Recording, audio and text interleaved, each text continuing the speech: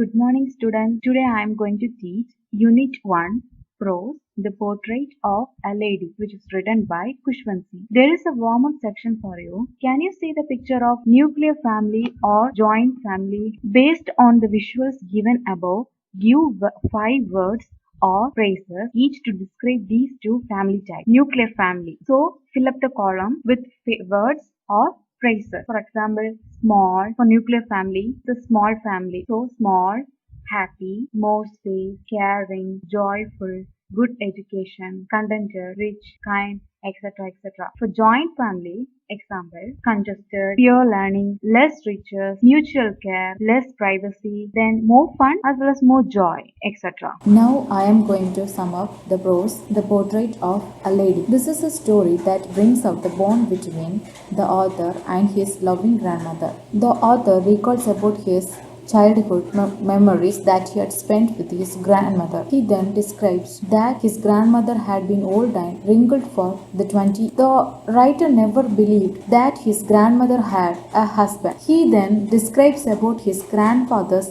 portrayal, which is hung above the mantelpiece in the drawing. He then describes that his grandfather wore a big turban and loose-fitting clothes. His grandfather has long beard covered the best part of his chest, and he looked at least 100 years old. The writer says that his grandmother used to say a lot of absurd stories to him. Writer's grandmother looks short, fat, and slightly bent. Her face was a wrinkled face. For 20 years, the author seen his grandmother as a older woman, but in his eyes, his grandmother always looks beautiful. His grandmother used to wear only white color dress and used to tell the beads of her rosary. Here you can see the picture of his grandmother. This is the portrayal of his grandmother. Look at it. You can see she's slightly bent like that. Then the writer compares his grandmother into the winter landscape in the mountains. The author's parents left him with his grandmother and went to live in the city. After that, his one and only friend is his grandmother. She used to wake him up in the morning and get him ready for his school. Daily, grandmother used to say her morning prayers, bathed him, dressed him, and sent him to the school. The writer also says that he loved her voice. Every day, grandmother also go along with his school. She used to carry a stale chapatis for village dogs. On the way, she can feed the stale chapatis to the village dogs. His grandmother was always went to school with him because the school was attached to the temple. After that, the author and his grandmother went to live in a city with his parents. That was a turning point in their friendship. While living in a city, they shared the same room. While they were living in a village, they shared the same room.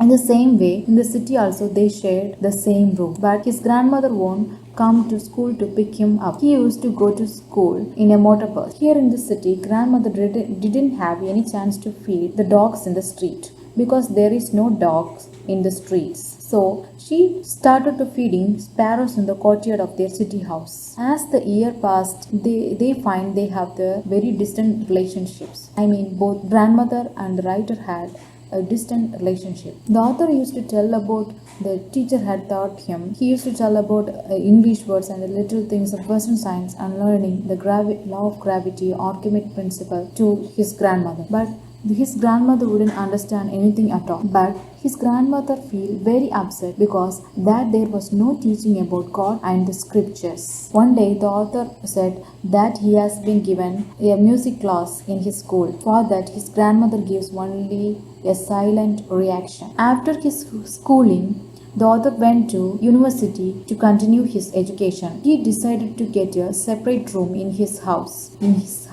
From this, his relationship between grandmother was snapped. After that, his grandmother will never talk to anyone. She feel very upset. Her only relaxation is feeding the sparrows. When she sat in the veranda, she used to break the breadcrumbs and feed the little birds. Can you see the picture? In this picture, she is feeding the little birds. After that, the author decided to go to abroad for his further studies. He felt that his grandmother would be upset, but his grandmother was not upset at all. She came to leave him at the railway station, but she did not talk or show any emotion towards him.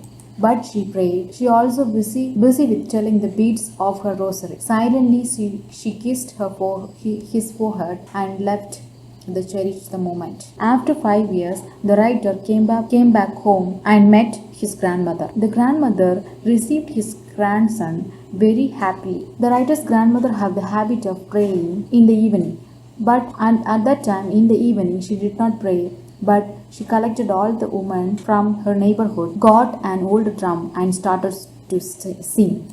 She celebrated his grandson's coming home. The next morning she was taken ill, but the doctor said that it was a mild fever.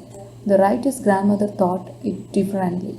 She told him that her end was near. Then the grandmother thought that she don't want to waste any more time talking to this people. So she prayed. She peacefully laid in her bed and telling her beads. After that, her lips stopped moving and the rosary fell from her lifeless fingers. To grieve his grandmother's death, thousands of sparrows sat scattered on the floor. The sparrows never made any noise. They were very silent.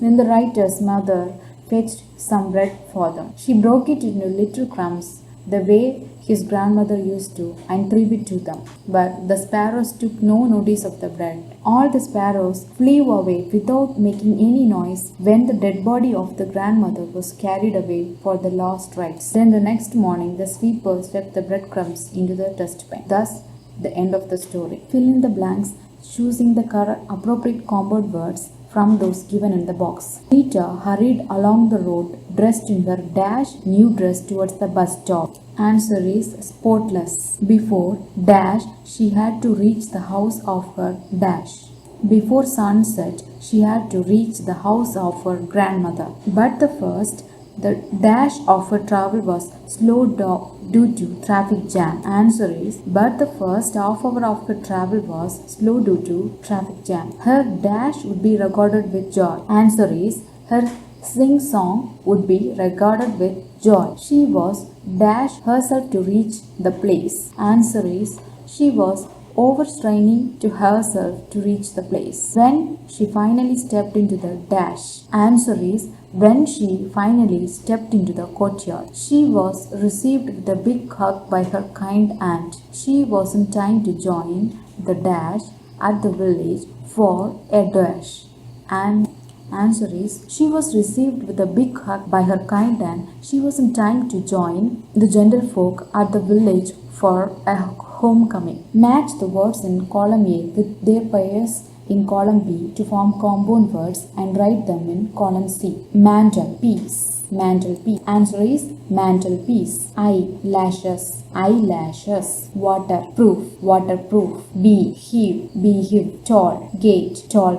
Doorknob. Spinning wheel. Okay, students, now we will see about the author. Kushwant Singh is an Indian novelist and lawyer. He studied at St. Stephen's College, Delhi and King's College, London. He joined the Indian Foreign Service in 1947. As a writer, he is best known for his keen secularism, sarcasm, and love for poetry. He served as the editor of several literary and news magazines as well as two newspapers. Kushwant Singh was awarded with Padma Bhushan in 1974, Padma Vibhushan by the Government of India, and Sahitya Akademi Fellowship by Sahitya Akademi of India. The Mark of Vishnu, A History of Sikhs, The Train to Pakistan, Success Mantra, We Indian, and Death at My Doorstep are some of his brilliant works. Okay, students, let's move on to the next section. Glossary. Mantelpiece means shelf projecting from the wall above a fireplace. Absurd means inconsistent or illogical. Fable, tale or story. Hobbled, walk unsteadily. Pucker, to contract the face into wrinkles. Expanse, widespread. Monotonous, unchanging or boring. Snapped, broke or cut. Seclusion, isolation. Bedlam,